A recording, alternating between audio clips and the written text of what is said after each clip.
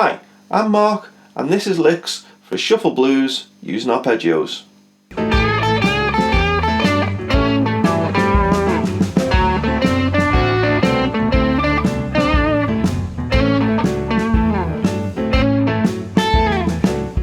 So in today's video I'm going to show you 8 licks over shuffle blues that use ideas taken from the dominant 7 arpeggios.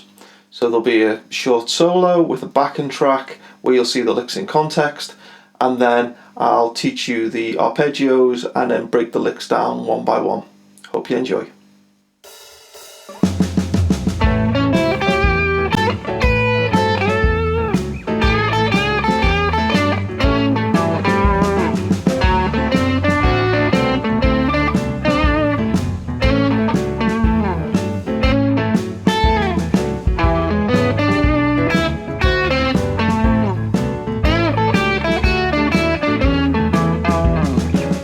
If you like this video, please check out my other videos, leave me some comments, hit like, hit subscribe, etc.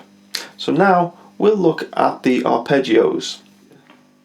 So this is a 12-bar blues using the 3 chords of A7, D7 and E7.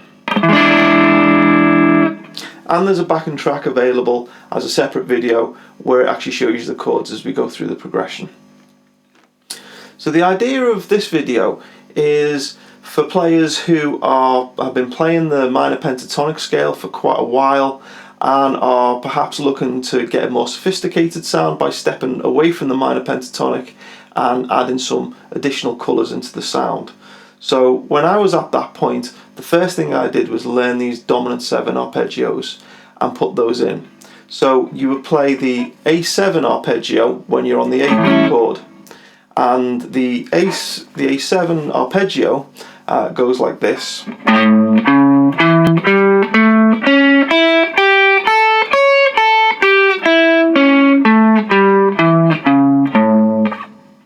So it takes the notes of the A7 chord, which is an A, a C sharp, an E and a G, and it basically plays them across the neck.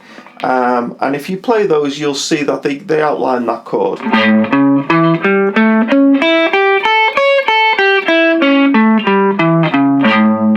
So that's the arpeggio that we would use whenever we play over an A chord. So when we get to the D7 chord, we need to play a D7 arpeggio, and that goes like this.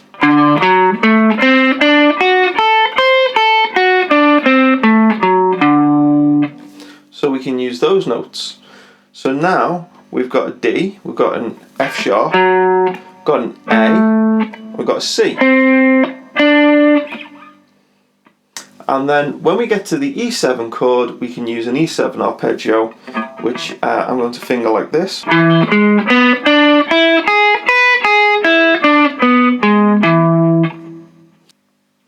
So when I first took this on and first learned this technique, I spent about a week just on each of those arpeggios and trying to find as many licks as I could using those notes, and then started to think about how you would weave those in and out of the minor pentatonic.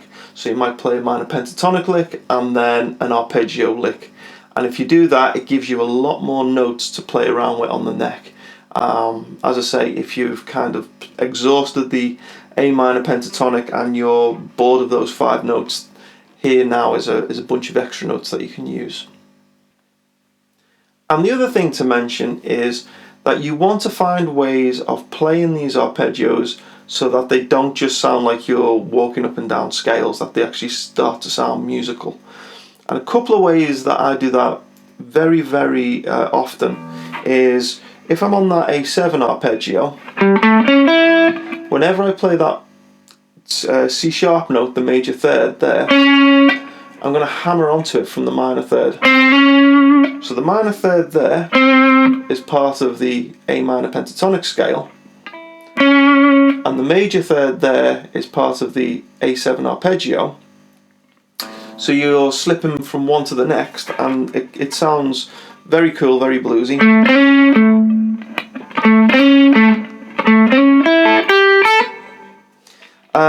again, I might, instead of playing that note there, I might slide into it. So now here's the licks. So lick 1 goes like this.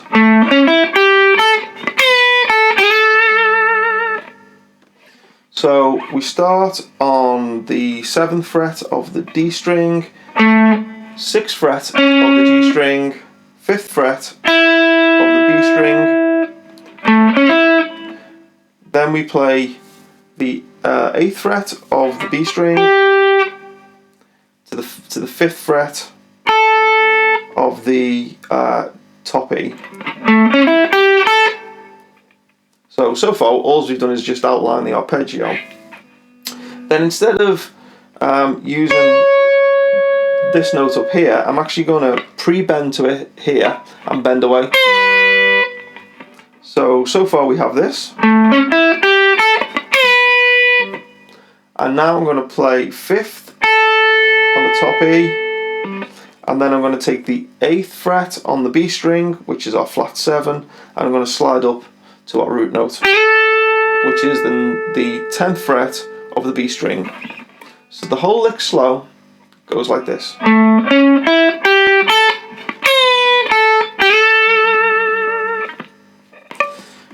And lick 2 goes like this.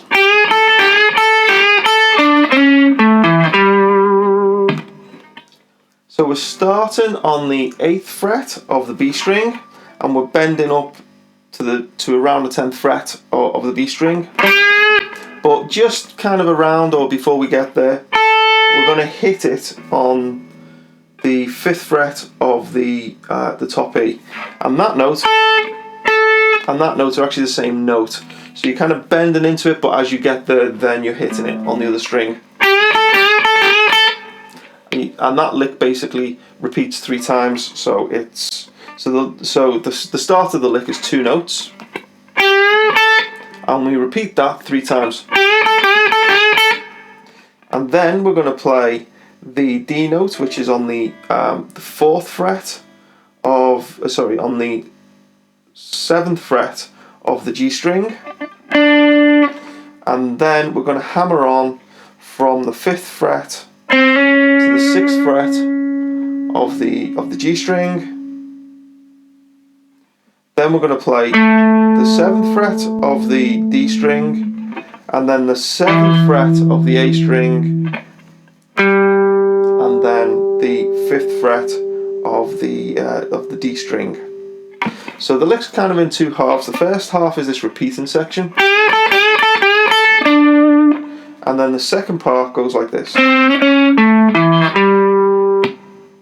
Now you'll notice I'm actually, in that lick, I use this D note here, which isn't part of the arpeggio. And this is something I do quite a lot. When I'm ascending, I won't play the D, but then when I'm coming back down, I often do. So I'll play licks similar to... and it just kind of fits nicely, to my ear at least, that when you come down, you play that D note there on the 7th fret, and that C sharp on the 6th fret I would hammer into from the fret below. So lick 2 slow goes like this.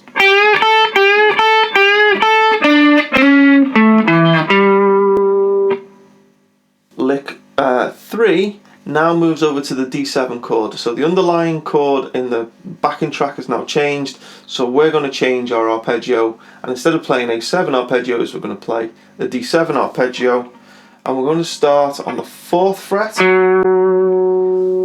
of the D string. So that's an F sharp note, and the lick slow goes like this.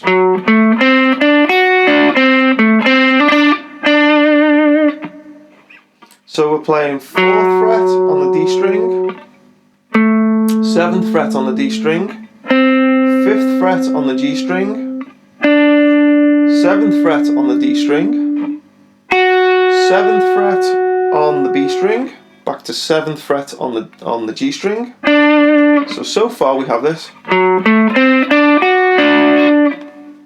And then we end by playing the 5th fret on the G string to the 7th fret of the D string, back to the 5th fret of the G string, 7th fret of the G string twice. So the whole lick slow goes like this.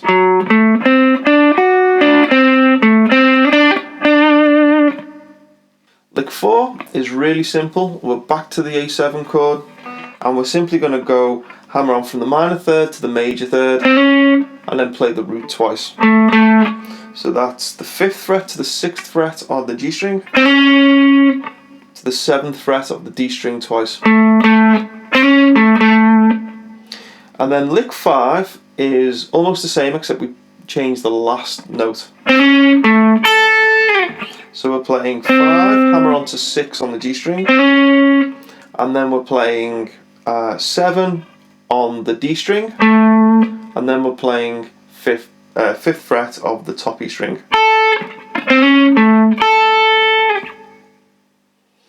And now we come to the E7 chord, so we're going to change arpeggio again. We're going to outline an E7 chord. So we're playing, starting on the 7th fret of the A string to the 6th fret of the D string to the 4th fret of the G string to the 7th fret of the G string, and then to the 5th fret of the B string. Nice and slow.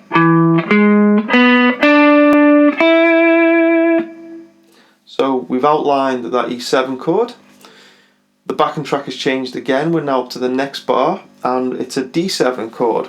So we're going to, as we've ascended an E7 chord, we're going to descend a D7.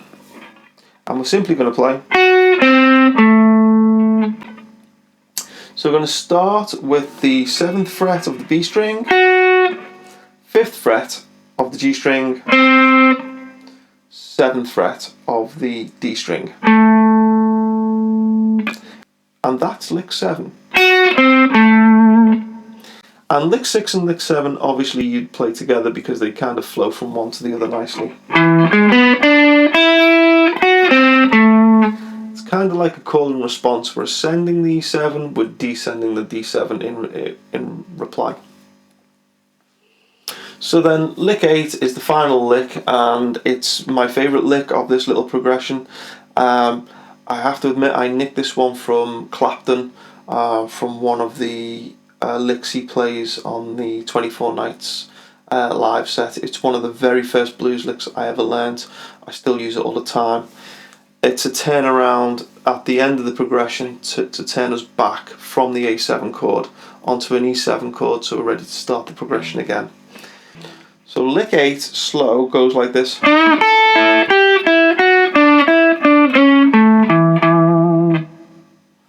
So we start by bending up from the 7th fret to the 9th fret on the G string, and then grabbing the top E string at the 5th fret. Then we're going to play the 5th fret of the B string to the 8th fret of the B string, to the 5th fret of the B string, to the 7th fret of the B string.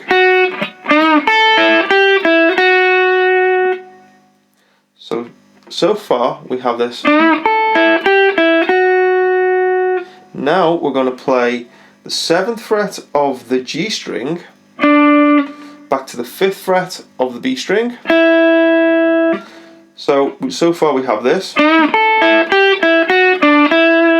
So you just be careful of that little movement there, where we're going 7th fret of the B string to the 7th fret of the G string, back to the 5th fret of the B string. Might be a little bit of an unusual thing to jump across the strings in that way. So far we have this. Now we're going to play the 7th fret of the G string, hammer on from the 5th fret to the 6th fret of the G string, then 7th fret of the D string, and then 7th fret of the A string twice. And if you look at those notes, what the lick basically does is it outlines an A7 arpeggio, then a D7 arpeggio, then back to an A7 arpeggio before finally landing on the E of the E7 arpeggio.